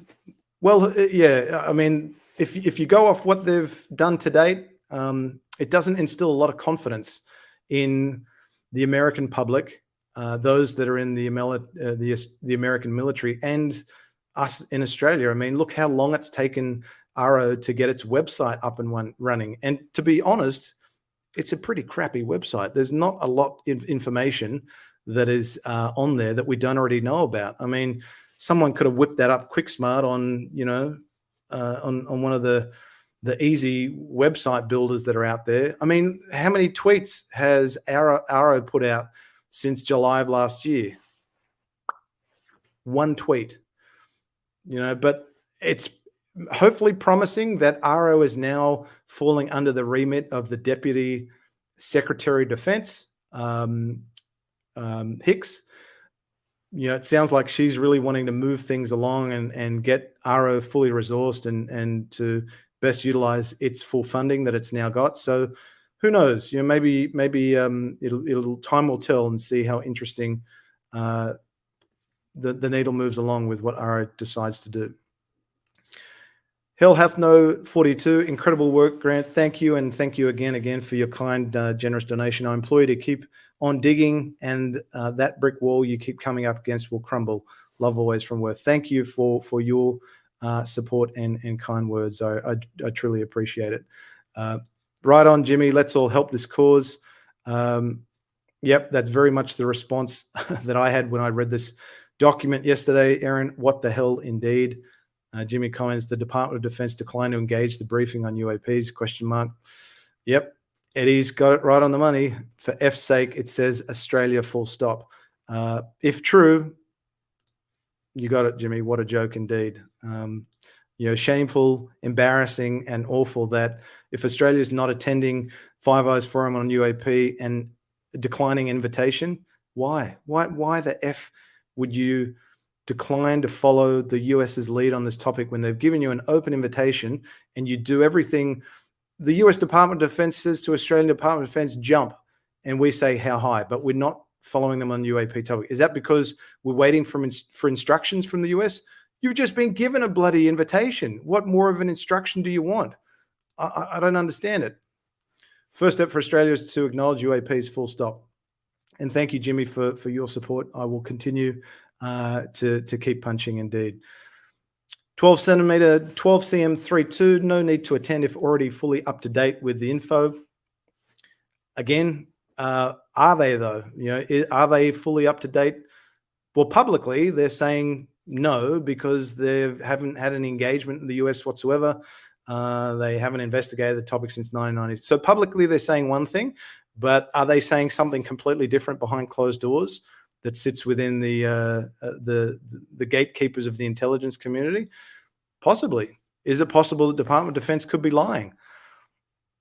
That's hopefully what we're going to try and prove. I've gone after a number of US Freedom of Information Act documents, and in an effort to verify not so much the identity of the individuals that attended the Five Eyes Forum on UAP, because that information would be redacted, would be exempt from FOIA because of PII, personal identifiable information, and that's privacy information, that's to be respected. But there's no reason why origin of country could not be disclosed in FOIA documents. That doesn't breach any national security or privacy information. So I've actually gone out. One of the FOIA requests that I submitted was to the Pentagon, going after anyone that visits the Pentagon has to complete, has to be sponsored for and complete a visitor registration form. So I've gone after all visitor registration forms for the Pentagon that were sponsored by ARO for the Five Eyes Forum on UAP that occurred in May.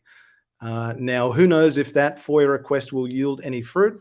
Hopefully, it will give us a sense as to which countries were represented at that Five Eyes Forum on UAP, above and beyond what we already know, US, Canada, and New Zealand. So what the hell's going on with the UK? And is the Department of Defense lying to us and saying, well, Australia didn't attend any briefing the United States gave on UAPs, but in actual fact, we did? I don't know. And that's what I want to get to the bottom of. And again, you can help that effort by engaging the media, engaging your elected representatives. Ask them why Australia was not represented at the Five Eyes Forum on UAP, if that statement is true and factual from the Department of Defense in response to Senator Whish-Wilson's question on notice. Thank you, Erin. Yes, please do hit that like button if you do want to follow my journey, continue following my journey on the UAP topic. Oh, Jimmy, brother, you didn't need to do that, but I truly appreciate your support, my friend. You're someone I value our friendship, and I'm really thrilled that you continue to engage me on Twitter and keep me apprised of any articles and interesting research that you come up with. So thank you for your support, my friend. I appreciate that. Awaiting Aliens, welcome. Hi from sunny North Carolina. I know it's pretty late on your side of the pond, so thank you for taking the time out of your night to join. Matt Davis, 1996 Westall military quickly on scene, no records. Deliberate cover-up, not good enough. Penny Wong's attitude, not good enough. Also needs to give an explanation. You're 100% right. And actually, one of the questions that I authored, I posed to Senator Whish-Wilson. You know what? Let stuff it. I'll put it up on screen so you can see it. So one of the questions that I asked Senator Whish-Wilson to consider, let me bring this up so you can see it. You know what? I'm just going to do, there we go. There we go. This is a question that I posed. As UAP poses a safety of flight issue, are you aware of any historical UAP cases?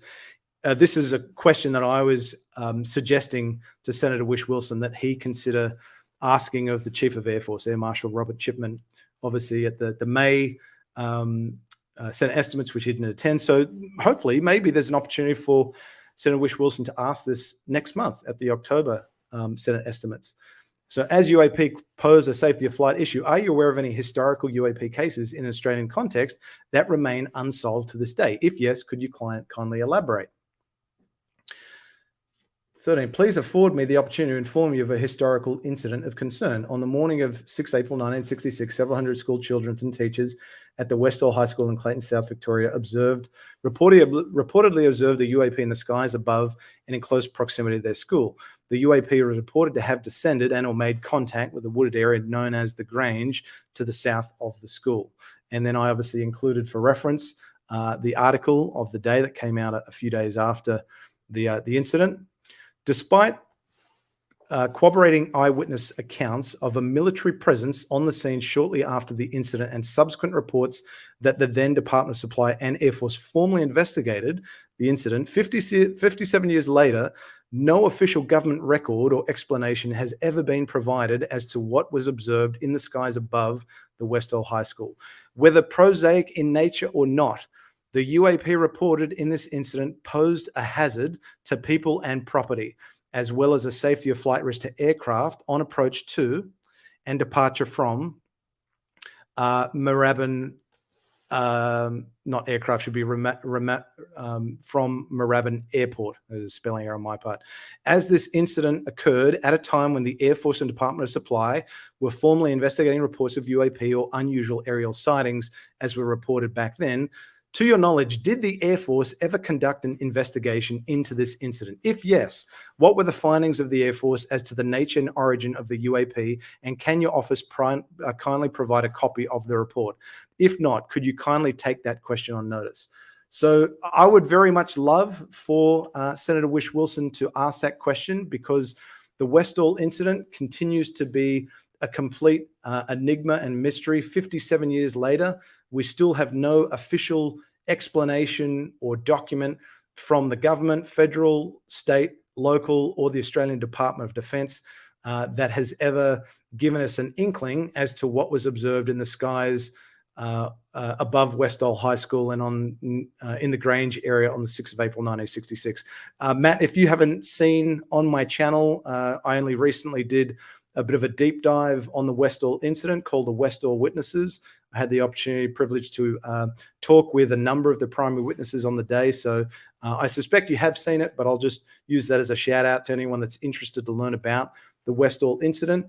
Have a look at the Westall Witnesses, which is on my channel. You can hear directly from a number of witnesses. Awaiting aliens. I attended the hearing and believe Grush. I hope more hearings will follow. Fantastic. I would have very much loved to have attended that hearing in person. I know it was very hard to get into the main room, and there was a kind of a media, what do they call it, a spillover or a room where general public were able to go. I know Dan Warren tried to get into the main room, but he was in the backup room as well. So a lot of people were interested, obviously, to attend in person. But yeah, wonderful to hear that you were there in person, Waiting Aliens. Aaron asks, can we send emails to the media? You can. Sometimes they'll go just to kind of a very generic box. If you jump on to the legacy media's websites, ABC, SBS, 7, 9, 10's now owned by Paramount, so it's a bit hard to find out who the appropriate person is to reach out there. You got Sky News Australia is another one who have reported on UAP. There are now more and more members in the media that are actually reporting on UAP and doing their journalistic due diligence to report in a respectful fashion of the topic and not play the bloody X-Files at the front end. I know Sky News Australia recently did a piece on UAP covering David Grush and the hearings. Ross Coulthart was only recently interviewed on 3AW in Melbourne with Neil Mitchell. And Neil Mitchell is departing 3AW, but he's, I think, doing some long-form interviews on his podcast. So I think there is an appetite from him to get Ross on his podcast for a long-form interview, which I think would be fantastic, because Ross would be in a position to really raise an awareness on UAP from an Australian perspective, because a lot of the time he's talking about it from a US perspective. But I think, being interviewed for a podcast that's close to home, I think there's a good chance for him to really inspire us everyday folks to engage, again, the media and our elected representatives, like what you saw in that video that I showed before, his call to action for you. Awaiting aliens, thank you again. Thank you for all you're doing to move this topic forward, Grant. I appreciate your support there. It's not easy being a father to a 3.5-year-old and having a beautiful wife. I've said before, marriage and the UAP topic don't always go hand in hand, as I'm sure many of you out there will also attest. Chili Farm Brisbane, thank you for joining. I sent a letter to an MP and followed up with 2 calls. They've told me they don't even have to reply. Wow. Okay. Unfortunately, prepare yourself for the fact that you're going to get no responses. Sometimes you're going to get those boilerplate copy responses like you saw from Ita Buttrose, the chair of the ABC. But what I have found, as demoralizing as it is to go to such effort to write a letter, to send an email, to tweet, to make a phone call to the media or elected representative, prepare yourself for not getting responses, not having anyone call you back. But it's about being consistent with your persistence. If you're consistently persistent in your engagement, it can yield some fruitful results. And an example of that, and again, I don't say this to impress you, but to impress upon you, I took it upon myself to engage Senator Whish Wilson, and now I'm in a position where I can keep him apprised of what's going on in the US and at home with these FOIA responses that I get and engagement with people in positions of leadership like the Deputy Prime Minister, Minister for Defence, Richard Marles. Eddie Fong says, excellent comprehensive presentation. There's too much paste out of the tube to let them bury their heads in the sand or conceal data by outright denial of involvement. 100% agree. It's just so frustrating that they're still not even prepared to acknowledge the importance of the topic from a national security perspective, safety of flight. That first and foremost, don't even worry about trying to get the Australian government and Department of Defence on side with the claims that David Grush has testified to in Congress. You got no chance in Buckley's of getting the Australian government Department of Defence engaged on that conversation, because they're not even prepared to have the conversation from a national security perspective and safety of flight risk. And that's why I think it was so valuable to have the likes of Ryan Graves and David Fravor at the congressional hearing, really hitting it out of the ballpark that this is a security issue that we have absolutely no capability to defend ourselves. I think Mr. Ogles asked the question of Ryan Graves and David Fravor, would you be in a position to defend yourselves or your aircraft from if that UAP took, being the Nimitz or the gimbal incident, which we know Ryan Graves wasn't a primary witness to. He certainly saw it on his radar. But if those UAP had taken hostile action, would you, Ryan Graves and David Fravor, be in a position to defend yourself? And definitively, no. That's a big problem. And you'd think that if that's an issue that's keeping the US Department of Defense and US Congress up at night and wanting to mitigate the risks inherent that UAP pose, why the actual fuck is the Australian Department of Defense and government not taking the same level of concern? I don't understand. And Matt, you could be absolutely right. Start with our current Prime Minister. I wouldn't be surprised that Albanese has absolutely any clue. I would be surprised if he even knows what a UAP is. I wouldn't be surprised if he hasn't been briefed whatsoever, because we know Richard Marles publicly is saying that he hasn't been briefed, and he's had an opportunity to be briefed. He's met with the US Secretary of Defense 5 times in the last 12 months, and I've gone after FOIA document after FOIA document trying to get any form of confirmation that UAP was on the agenda, and there's been nothing to date. Are they having the conversation privately behind closed doors? Possibly. But you would think that because the US's stance on UAP, they're coming at it from a very public and transparent perspective. Why wouldn't they be open and transparent about it if they're having engagement with their allies as well? It's a strange one. Twohead666, hi from Tassie, late joiner. Thank you for joining. I appreciate you taking the time out of your day to join the session, and do feel free to rewatch on demand at your leisure. Ree, can someone do up a website and we can all sign it and then deliver to the government? Good question. Actually, there's two initiatives that have just been put forward in the US. I think UAP Caucus and I can't remember the other one. UAP.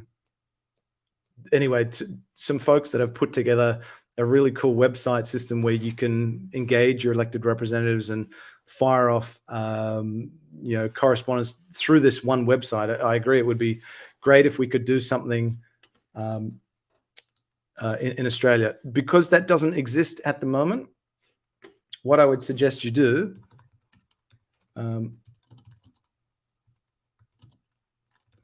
is just jump onto Google, and I will show you. This is as easy as it needs to be. If I just show you this on screen, it will require a little bit of effort on your part, but if you're really not sure how to pull up, and again, I'll put links in the description below, so it's easy for you. But if you just even type into Google, contact my, zoom in so it's a bit easier on the eyes there. Contact my Australian MP or senator. The first result you'll get, contacting senators and members. If you just click on that link alone, you can even access address labels and CSV files. So if you wanted to do a mass mail out of letters, you can. You got a list of senators, how to address senators. Alternatively, you can view a list of senators or members, depending who you want to reach out. List of senators, bang, it's all right in front of you. And again, you've got the shortcuts. If I wanted to reach out to Senator Penny Allman-Payne from Queensland for the Greens, I can fire off an email. I can hit her up on Facebook. I can X her or tweet her. Not everyone will be on Facebook or Twitter or have an email address. They'll have a contact form, so you can often reach out to them a number of different ways. If you want to fire off an email to, Senator Babbitt, it just opens up my email straight away. So it's a really easy process if you want to take it upon yourself to engage your elected representatives. Matt states we need brave journalists fronting, also elbow publicly. I agree, in not just in question time, but if there are more members of the Australian media that if they're given the opportunity to ask a question of the Prime Minister or a Deputy Prime Minister, these are the questions they should be asking. It shouldn't be me asking them and trying to kind of elevate the conversation, in a live stream to a relatively small number of people, and that's not to minimize the importance of us having this conversation and you all taking time out of your Saturday to be here. But members of the media need to do it as well. James Patterson is a good MP too. So there are certainly a lot of good men and women in the Australian government that I think would be receptive to your engagement if you highlight for them, the importance of this topic for you. For the days of Richard Carlton confronting Bob Hawke live on TV. Yeah, if there were more folks, I mean, imagine if there were more folks like Ross Coulthard or, you've got, this is the thing that frustrates me. You've got shows like Sunrise on 7 and the Today Show. Those morning breakfast shows, they frequently have folks that are in positions of leadership on their shows to answer questions. They'll have members of parliament, they'll have senators, they'll have the Prime Minister, Albanese, they'll have the Deputy Prime Minister, Minister of Defence, Richard Marles, answering questions from Natalie Barr and the others that are hosting the show. But for the love of God, they never ask a question pertaining to this topic. And when they do cover the topic, they always bloody put the X-Files theme on at the front end, and they they only will report on what's happening in the US. They won't even bother to ask the question, we'll wonder what Australia's doing about UAP. Why isn't Australia doing anything about UAP? Why didn't Australia attend the Five Eyes Forum on UAP when it was given an invitation? Is that accurate information? There's sorts of questions that the media should be asking as well, and they're bloody not, and it's so frustrating. Eddie Fong, thank you, my friend.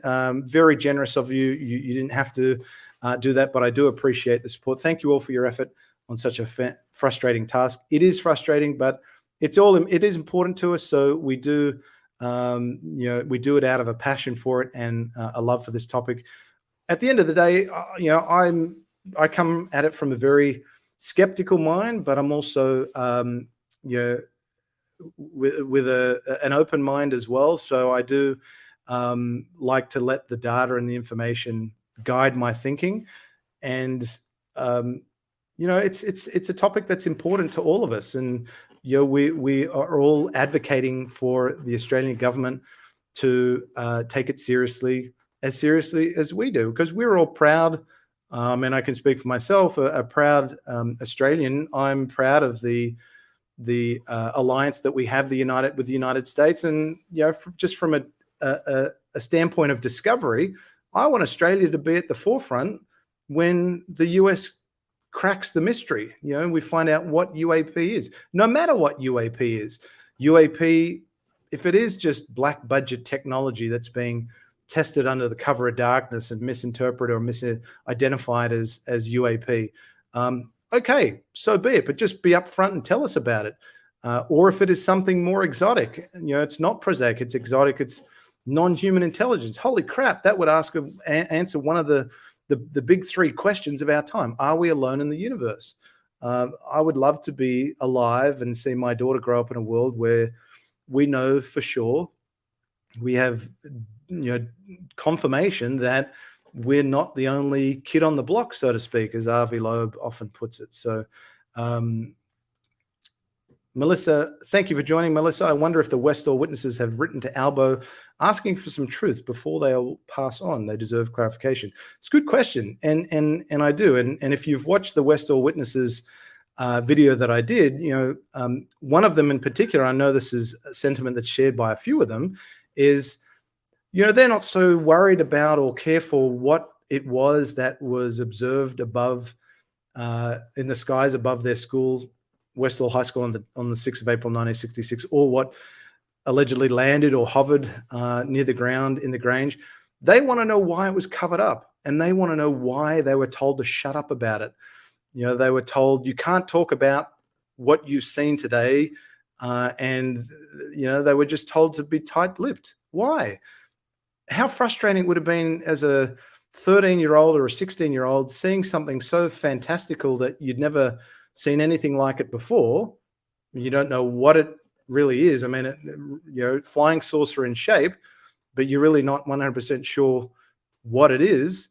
And then you're told to shut up about it. How frustrating, and how much that would anger you for 57 years thereafter, not knowing why you were told you can't talk about it. And that, in my book, is one of the reasons why the Westall incident needs to be covered, I think, in a lot more. There's still a lot more work that needs to be done on the Westall incident. It needs to be, the truth is, we're nowhere near the truth. And I think if we can get, folks in government to ask similar questions like the one that I highlighted as an example before, maybe it'll help further move the needle along. Who knows? Melissa also notes you should write to the representative from New Zealand. Yeah, so UAP Aotearoa, who was in the chat at the front of the session, Colin, he does some wonderful work chasing down, I think it's called, it's not called FOIA over there, it's OIC, Office of Information, I can't remember, it's equivalent, but it's not called FOIA. He's done some work trying to chase down documentation from the New Zealand Ministry of Defence and Defence Force on its involvement in the Five Eyes Foreign Material Program, Five Eyes Forum on UAP. So if anyone's in the chat from New Zealand, if you just, on X or Twitter, just search for UAP Aotearoa. Don't ask me how to spell it. He is definitely a good contact. He's done some good work trying to like I am, trying to engage the government and find out why they're not taking the topic seriously. I am mindful of everyone's time. We're at the 2-hour mark, and I've got longer than we anticipated, so I'm coming to the end here, folks. Two-Head 666, 1978 Bass Strait incident never solved. Never solved. Is that the Valentich case you're referring to? If so, George Simpson's done some wonderful work on that case. He's authored a great book, I think, called Nothing on Radar, and he was at the recent Q&A event.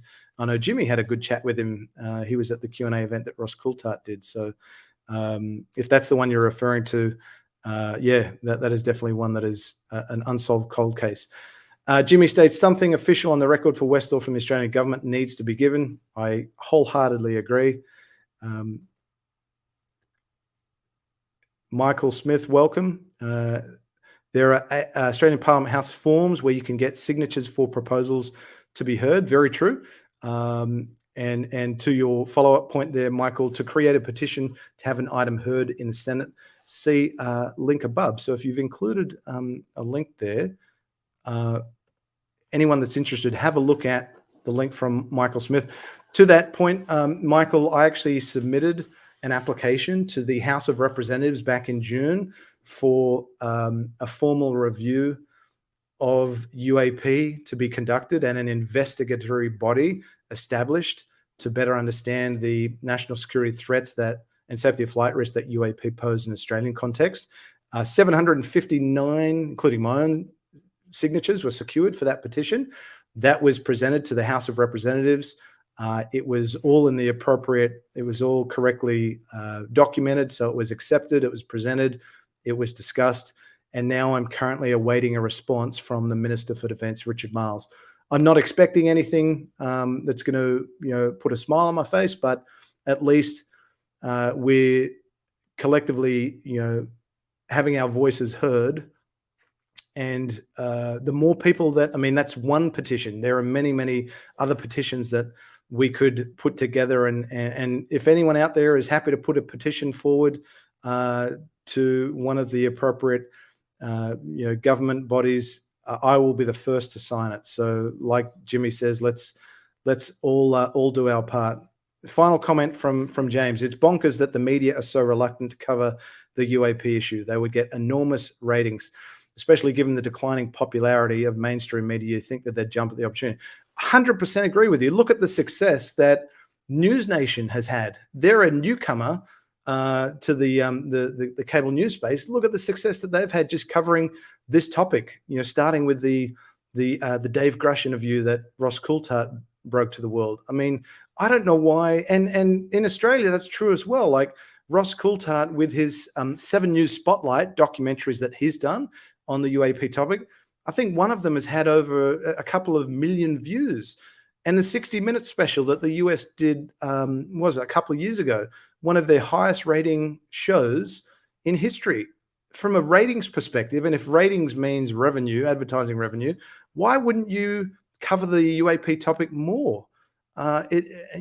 News Nation, they're leading the charge, and good on them, because I think it's because no one wants to be first. They're fearing that, we're gonna piss off our advertisers, and we're gonna look foolish, and we don't want to we don't want to lose our advertising revenue. So there's this big fear of ridicule and stigma, and the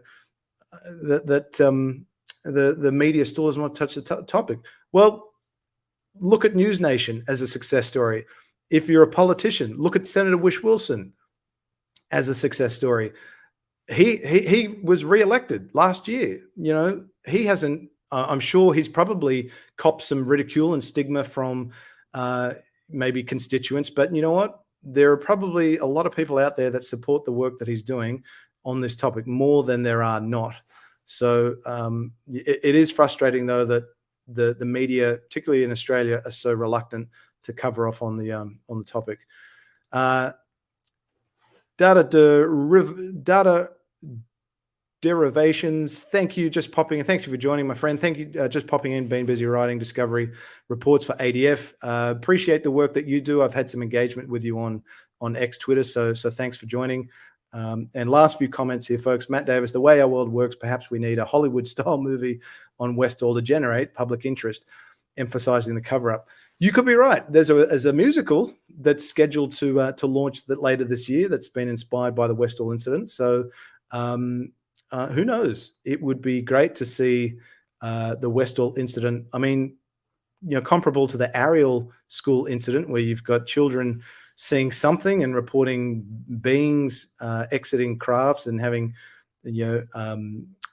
telepathic conversations with them. I mean, the Westall incident is so unique that it's one of the largest mass sightings on record, probably second to the Phoenix Lights of 1997.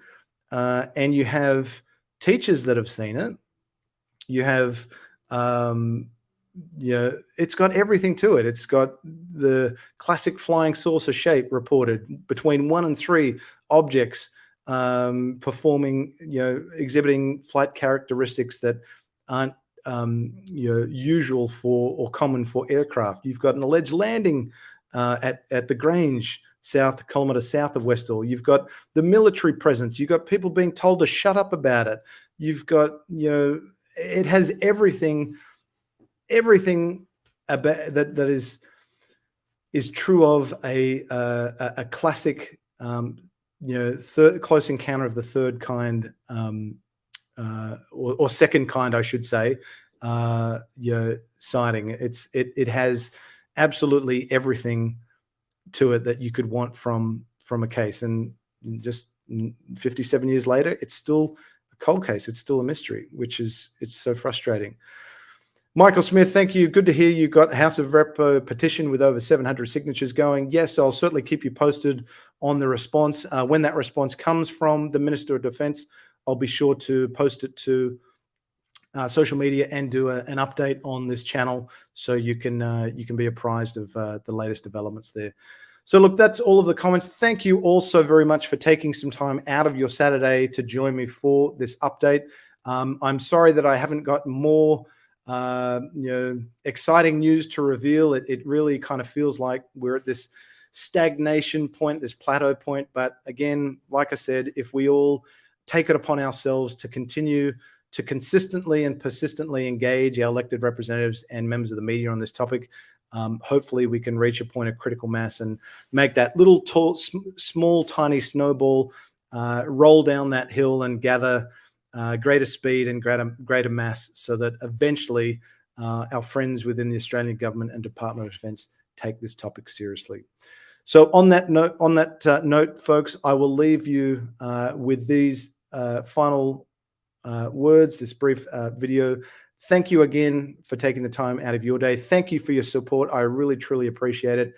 It certainly motivates and inspires me to keep asking questions and continue my journey on the topic. So enjoy your weekend and look forward to seeing you again on another episode of The Unexplained Rundown. Bye for now. If you have enjoyed this episode of The Unexplained Rundown, please consider giving it a thumbs up, sharing with your friends, family, colleagues, and social network, as well as subscribing to the channel. And if you'd like to be notified whenever The Unexplained Rundown goes live, premieres, or posts a new video, be sure to ring that cowbell.